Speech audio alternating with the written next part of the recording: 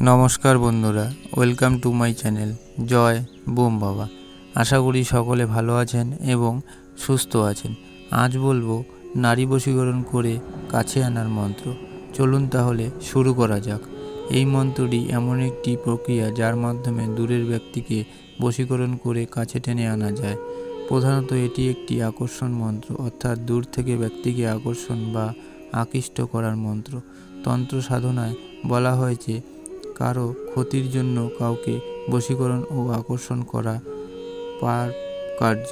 গণকার কখনো খারাপ কাজে অনুমতি দেয় না।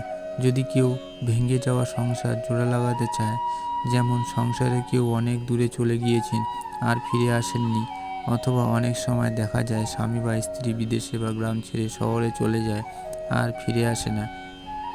মন্ত্র ও সোহং ফটো রুদ্রায় সাহা কৃষ্ণ ধুস্তর পত্রানাং রসং রোচা সংযুতম ভূর্যপত্রে লিখেনং শ্বেতকরবীর লেখৈন্য যস্য নাম লিখেন্ন ধে খদি রাঙ্গা রেণ দাপয়ং শতযোজন মায়াতি নান্যথা শঙ্করোদিত।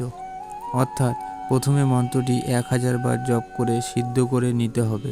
পরে কৃষ্ণ ধুতুরা, কালো ধুতুরা, পাতার রস ও গোরচনা একত্র করে করবীর ডাল দ্বারা কলম তৈরি করে ভূর্জপত্রে উপরোক্ত মন্ত্রসহ নাম লিখবে। সে শত যোজন দূরে থাকলেও আকর্ষিত হয়ে কাছে আসবে। তবে এই ধরনের কাজ করতে প্রথমে গুরুর অনুমতি প্রয়োজন। অনুমতি নিতে যোগাযোগ করুন বোম বাবার সঙ্গে স্ক্রিনে দেওয়া নম্বরে হোয়াটসঅ্যাপের মাধ্যমে। তো বন্ধুরা, আজ তাহলে এতটুকুই। দেখা হবে আবার নতুন কোনো ভিডিও নিয়ে। আজকের ভিডিওটি ভালো লাগলে অবশ্যই লাইক এবং শেয়ার করবেন এবং সাবস্ক্রাইব করে আমাদের পাশে থাকবেন। ধন্যবাদ।